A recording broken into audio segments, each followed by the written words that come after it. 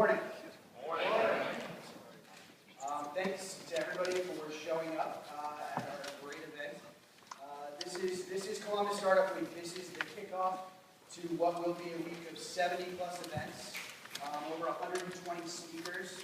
I think we were just debating where we are in terms of total ticket signups. We're hovering around 1,300 registrants for the week. So.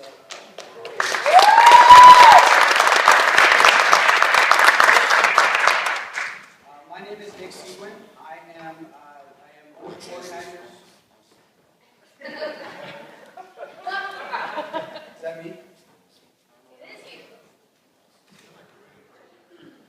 Okay, sorry about that. My name is Nick Seguin. I am honored to be one of the organizers of Columbus Startup Week. I'm just one of 20 plus people who have put in months of work to pull this together. A lot of time, a lot of network, a lot of energy.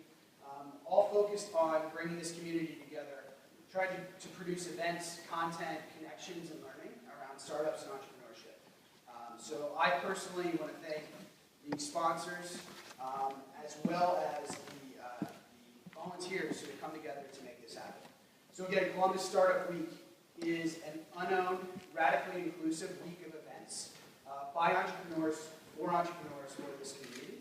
During this week, you can expect to attend workshops, you can expect to attend talks, panels, keynotes, and some other fun periphery activities with the goal of making people aware of the entrepreneurial backbone of this city. I think a lot of times in Columbus, we know the big corporate brands, right? The L brands and the Nationwides and the Huntingtons of the world, just to name a few.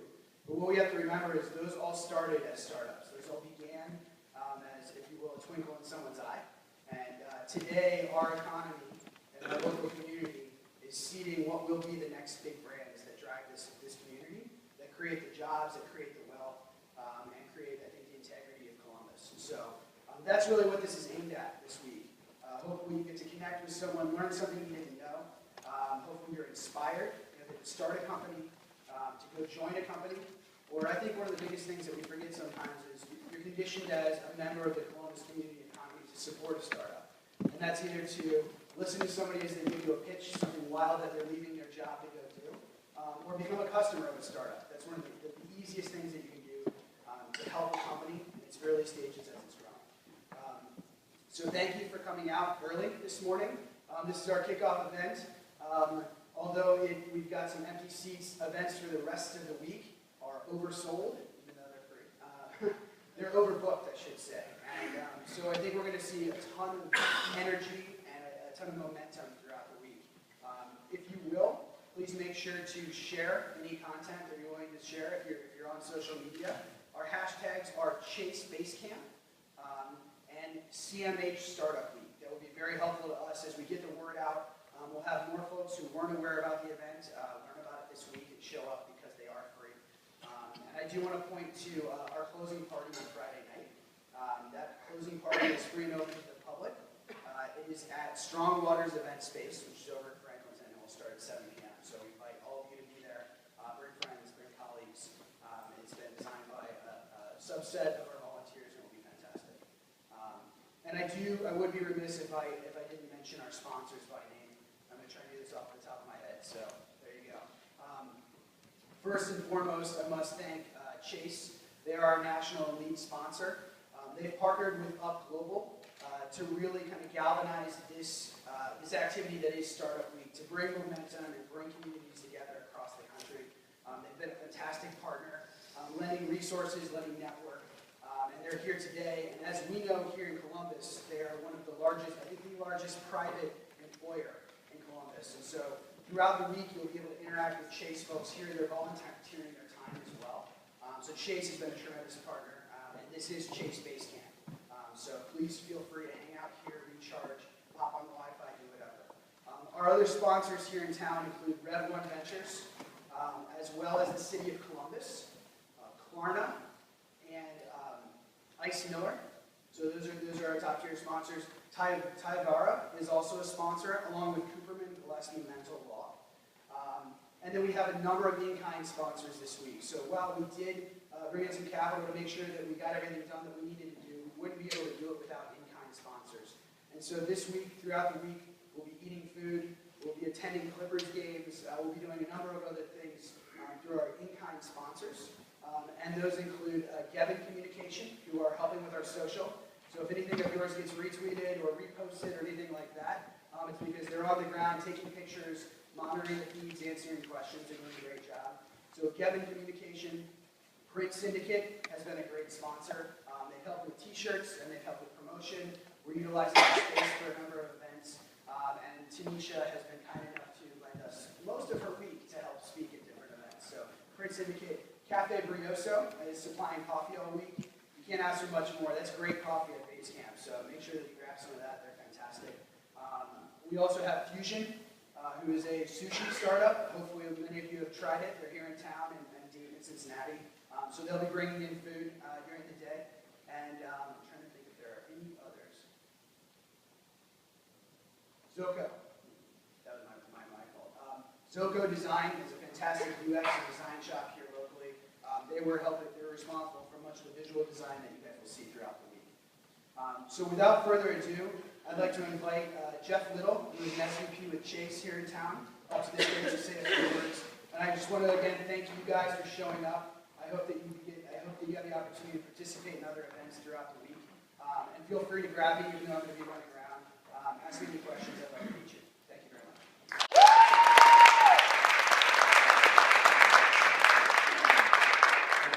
Thank you, Nick. Nick and I had our first meeting about Columbus Startup Week in August of 2014 over coffee. Remember, Nick?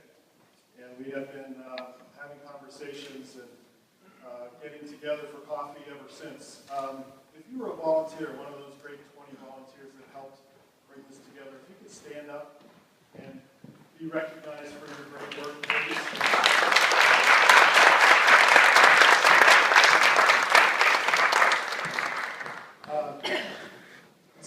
I've had such a great journey with this group of volunteers, getting to know them, getting to know their businesses, getting to know their commitment to this community, their commitment to Startup Week. Everybody's accountable, jumped right in. I am just thrilled at the schedule. If you haven't seen it in total, please go out to the website. There's also a Business First supplement sitting out in the lobby that has some of the highlights of the week. But everything has great substance, and as Nick said, is filling up quickly. Chase is privileged to be the lead sponsor of Startup Weeks. This is our 6th city in which we've tried to lend our resources to be catalytic to get Startup Weeks off the ground. It began in Denver. It has now expanded to Seattle, to Tampa, Phoenix, Dallas, and now Columbus. Our 1,300 registrants here put us on par and above those other cities in their first year event. So, a really great statement. We're very excited about that. So, if you haven't seen the full schedule again, I really encourage you to take a look and take full advantage of this free week of activities. As Nick said, this is base camp. So of the 70 plus events that will take place during the week, about 30 of them will be here, about 40% of the events. So this is a place to gather, get a little something to eat, get some coffee, recharge, but also be part of all of the events. We'll have a daily event schedule out in the lobby with Sam's great handwriting that no one else has. So multiple events here today. So if you want to hang around, it's a great place to call home for the week. As Nick said, we'll also have Chase volunteers here. Chase is really trying to learn through this process. This sponsorship has been a great opportunity for us to get closer to the entrepreneurial community, understand the needs of growing businesses, be part of supporting the entrepreneurial ecosystems in our key markets across the U.S., including Columbus. So our volunteers are really here to help, to answer questions, to lend insights on how our underwriters look at the lending requests from businesses, what are the green lights, what are the red lights, and so to help folks as they're thinking about raising capital through a bank understand our process as well. So take full advantage of that. Also, I want to mention one more thing from Chase. This morning we announced the 4th round of our Mission Main Street Grant program. We've got some information about this out in the lobby as well. This is a pure grant program, not a loan. 20 businesses from across the U.S. will receive $100,000 grants through the program. It's for businesses with 100 people or fewer, for-profit businesses. You apply online. Once your application is live, you go out to your Facebook friends. If you receive 250 votes, you are eligible to be judged by a great panel of judges.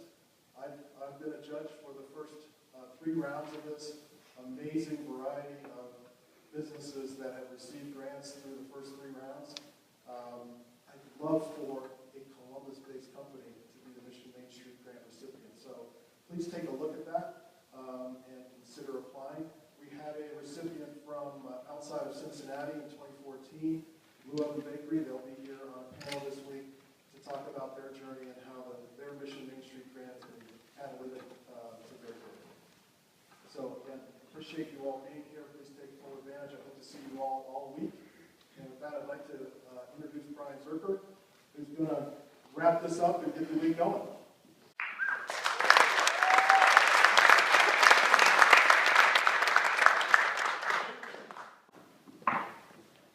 We got the bank guy done. We can really have some fun. I know safe harbor statement from Chase. I thought that was standard procedure with public companies. He's giving me shit. He's just really happy to be business casual all week. Thanks for showing up. I mean, this is fun, right? I mean, this is what if you get into the startup world, you're gonna want to commit suicide at some point. Once a day or maybe more.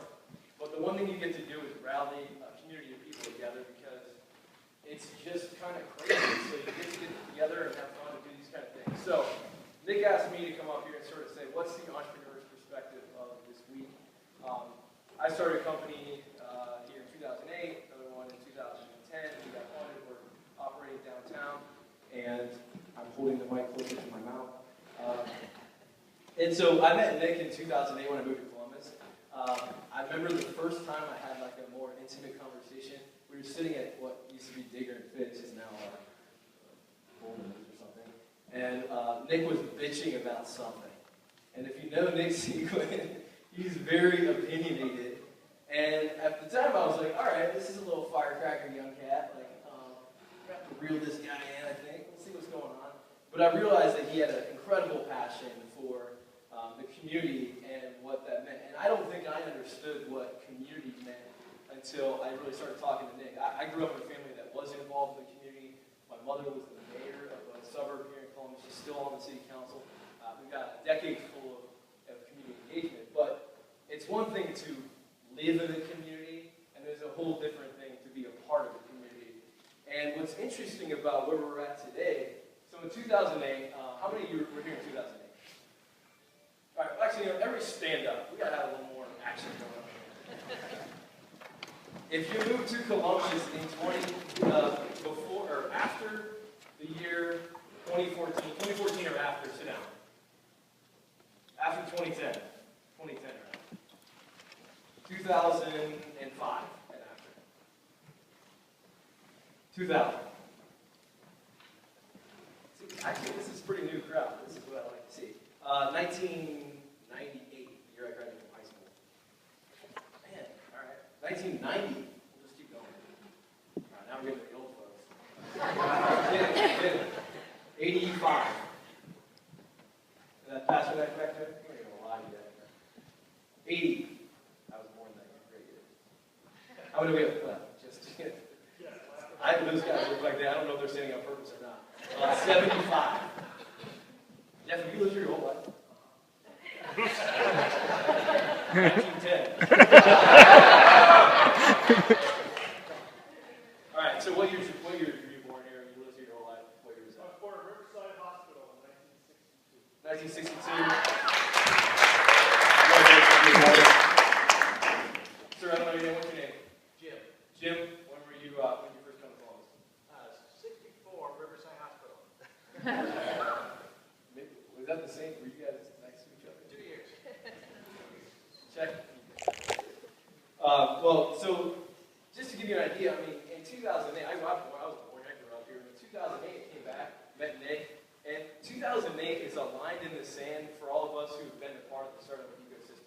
Because in 2008, there was an article written in Forbes. I looked at it again this morning just out of curiosity. It was in March of 2008. It said, this city, Columbus, will be the next Silicon Valley.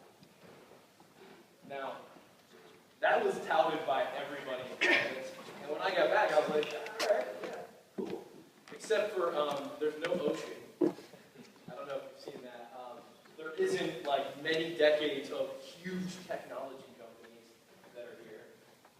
And so I just kind of was like, all right. And you know, I read the article this morning. It was 2 paragraphs that said something about Mattel.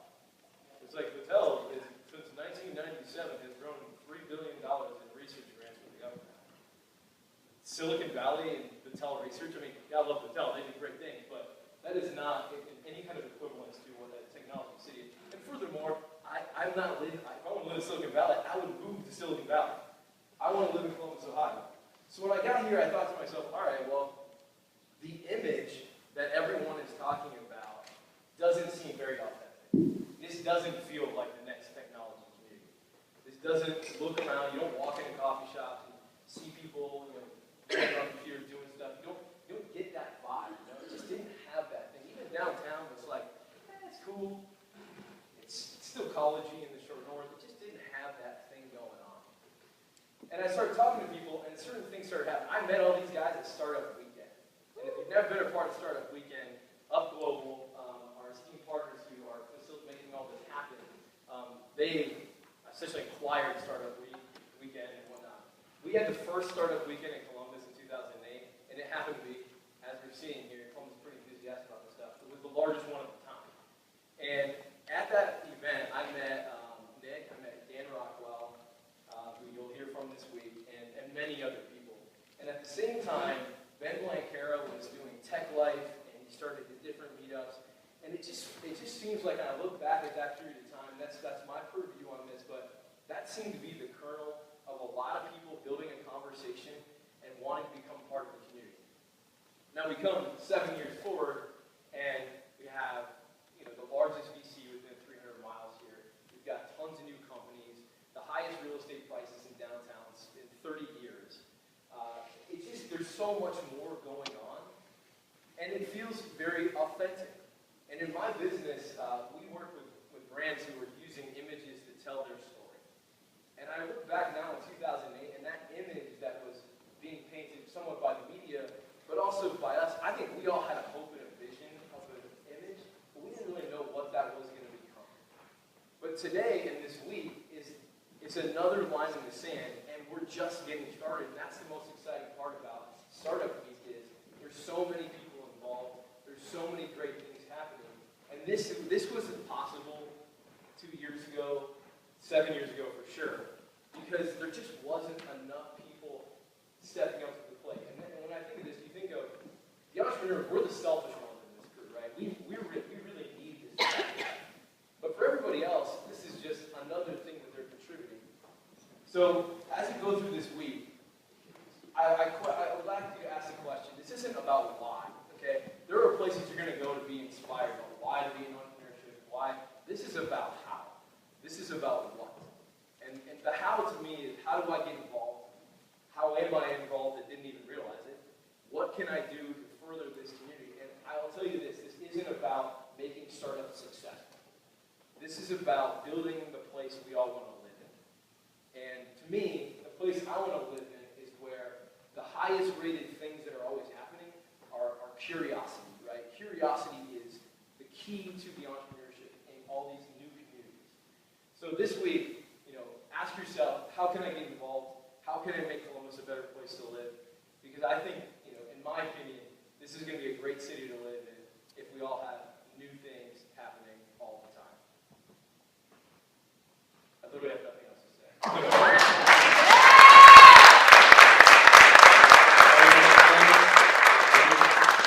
I've been told that I can answer questions, and I will probably default to Nick on everything, but who has a question about Startup Week, any of these things involved, any of the sessions, or whatever?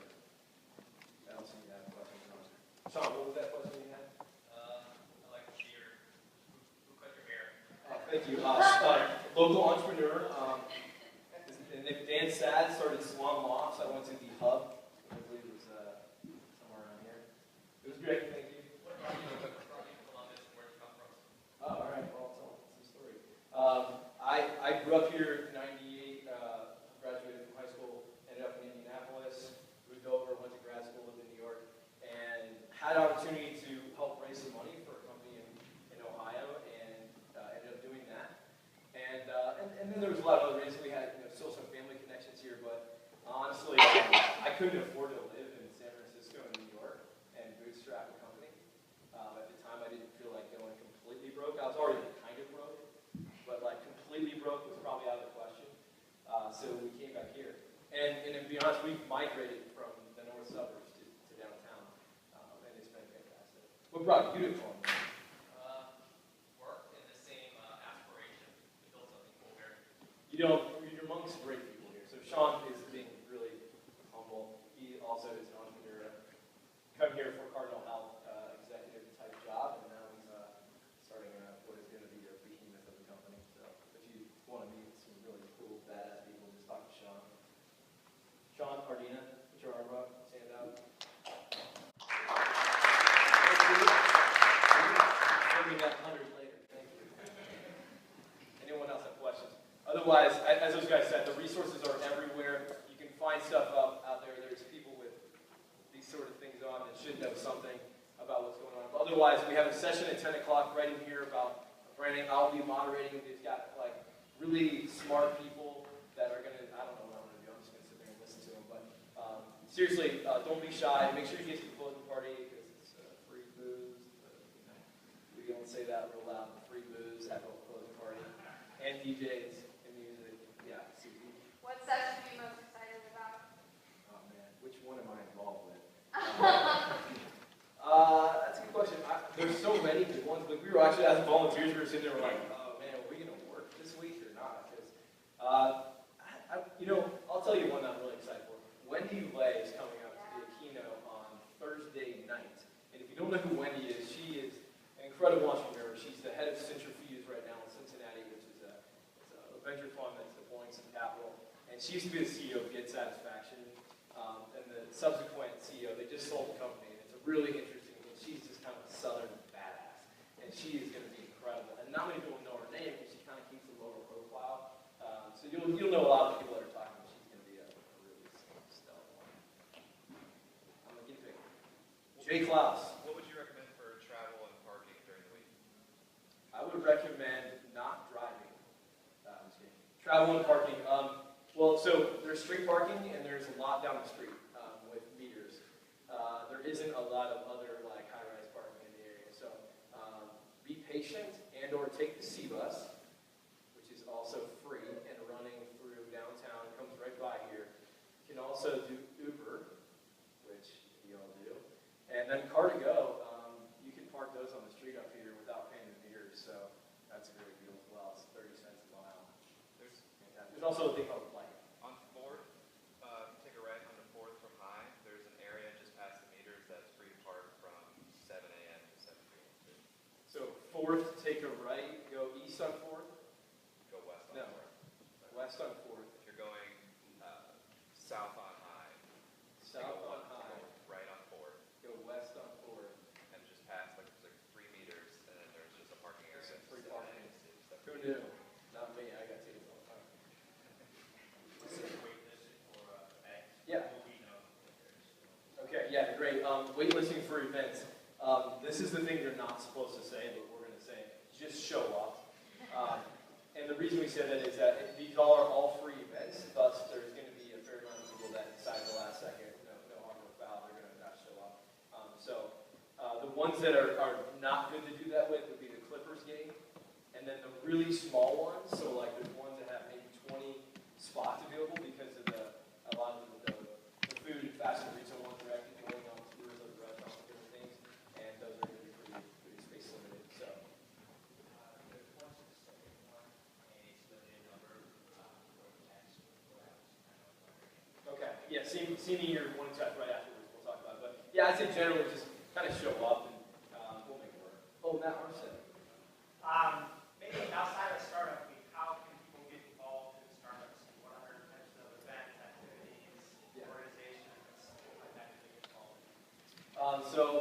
get involved with startup in general in Columbus, I would say that there's several things. One, if you are familiar with Rev1 Ventures, also known as Tech Columbus beforehand, they'll put you to work somewhere. If you've got an expertise, especially in a specific field, and you're like, hey, I'd like to advise or just help look at deal flow and different things, that's a place to go. And if you're an entrepreneur and aspiring to be something and you don't know where to go first, great first stop for you. Other things just in general. So Matt is part of Founders Factory, and those guys are on a private side of it doing some of this. They also host some events where you have like main event pitch night. So if you're an investor or if you think you could be significantly involved in a startup, you can see people like Matt. So Wake Up Startup is this Friday. This is the biggest event in the history of the world, and it's at COSI every second Friday. It's not the biggest event in the world. However, what it is it's a free event. And what we do is take in entrepreneurs looking to pitch, but they may not know what they're looking for from the ask. So they don't have to be asking for money. They might need co-founders, partnerships, strategic things that you might need, prototypes built. So we get a list of people that come in. The list is long and it's very cool. And you can see startups like Sean Young's this Friday will be at Wake Up Startup. So they get 5 minutes to pitch. They get 5 question and answer. We do a fireside chat with the startup grind team. And it's free, there's coffee, it's at COSI, that's really cool too. COSI does a really cool thing at the end, it's like adult, like fun stuff, science experiments. We had rap basketball the last time, which you haven't seen since you were like 7, and it's just as awesome as it was when you were 7. They also like had some sort of, we created fog one day in a cloud, which I didn't know you could do inside. So that was cool. So that's Wake Up Startup, also free, go to wakeupstartup.com and find it. What am I missing? Startup weekends are happening all the time. You can see Susie, she's floating around, but also just look up Startup Weekends in Columbus. And that is all, you can pay to get a ticket to that. You start a company over 72 hours over a weekend. It's pretty much badass. You're going to want to quit your job, then you realize you don't have any money. Then you won't quit your job, but you'll think about it. Any other questions? All right. Hey, have a great week. Look forward to seeing everything.